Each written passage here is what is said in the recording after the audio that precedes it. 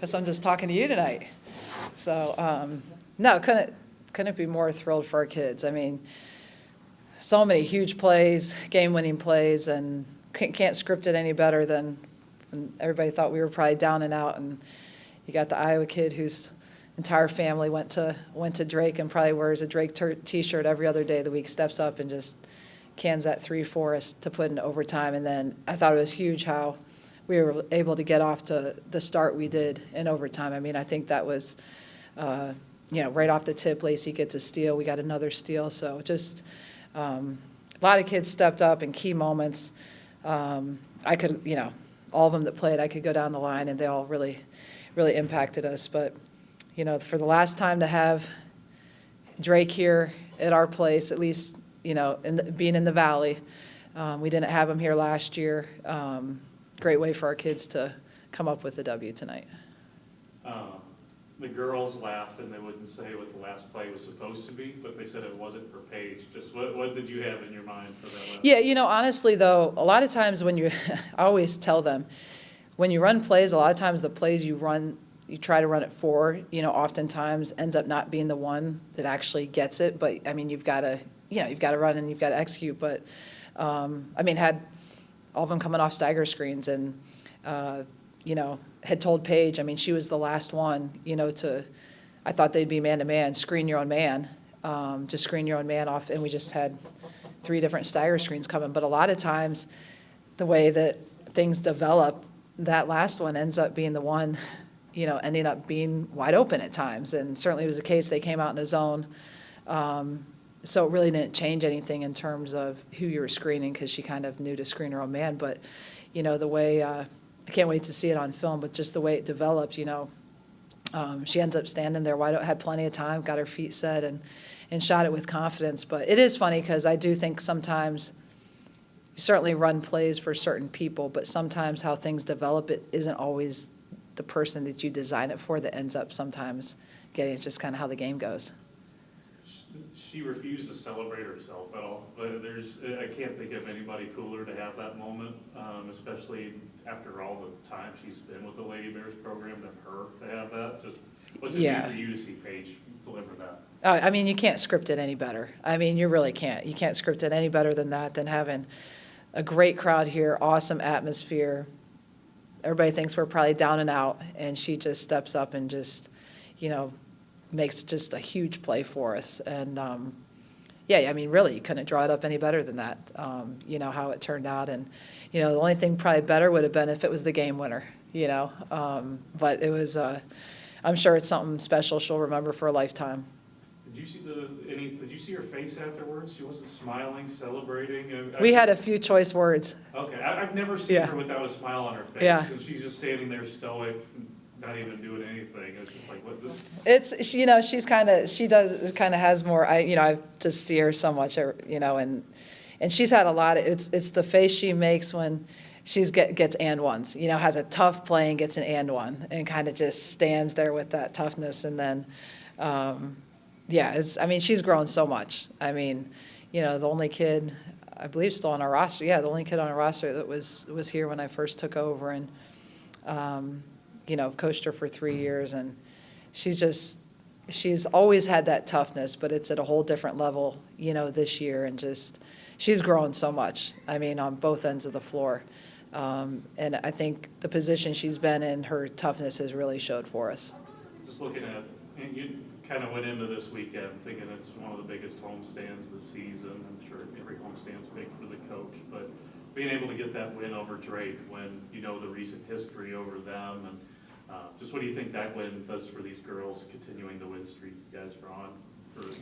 Yeah, honestly, everybody puts different weights on it.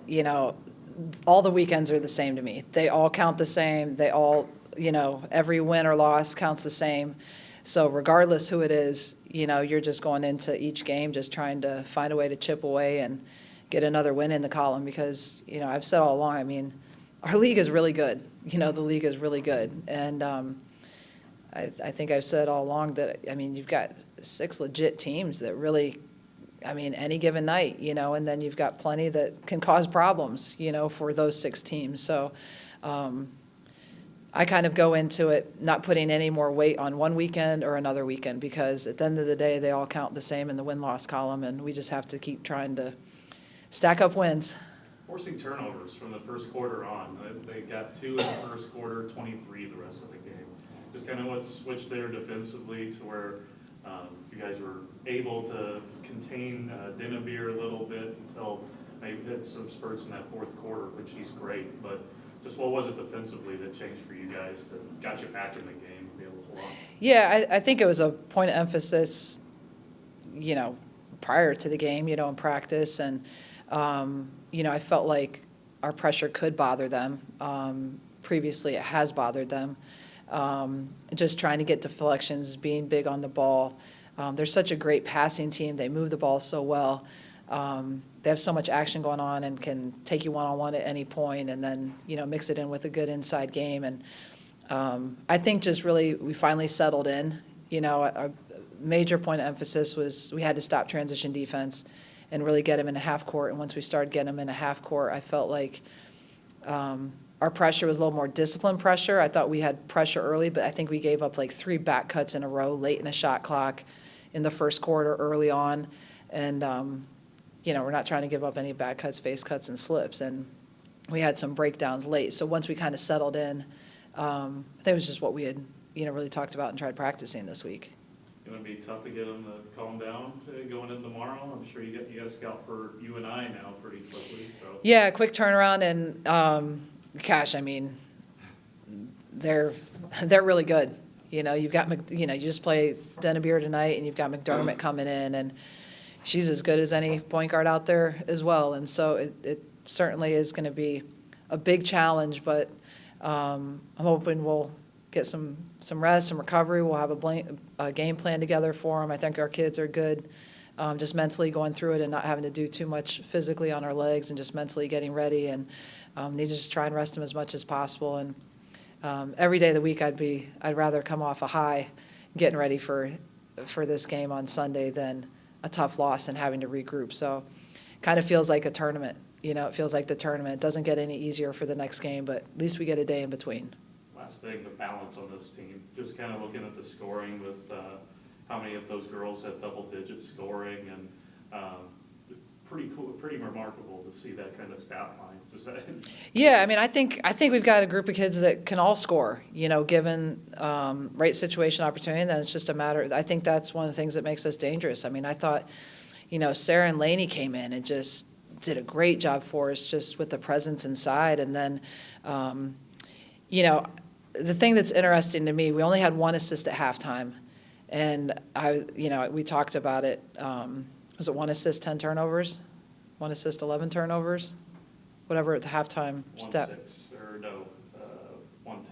Yeah, 1 assist, 10 turnovers. And, just meant, we're not going to be very successful with 1 assist. And that's just not how we play. We're not an isolation, one-on-one type of team. We move the ball, share the ball. And so if you would tell me that we had 7 assists and 17 turnovers and had, 20% in the 1 quarter, I'd probably be hard-pressed to think that we'd win a game like that. But I think the great sign is that we did win a game. Without it, we didn't have to be perfect, and we still found a way to win. There's a lot of things that we need to clean up. I thought for a while there, the old boards were going to be kind of our downfall, because I thought we were able to get some stops, get them to miss shots. And when we had the lead, I think end of the third, heading into the fourth, and then even in overtime a little bit there, they climbed back into it, or, chipped away some possessions where we got them to miss, but we were giving up some key boards. So there's plenty of things to clean up. It's still early. There's a ton of games left. We're going to have to see them at least one more time, I'm sure. For sure one more time, and I wouldn't be surprised if we have to play them a third time. So can't get too high, can't get too low, but it feels good at this point to win a big one at home.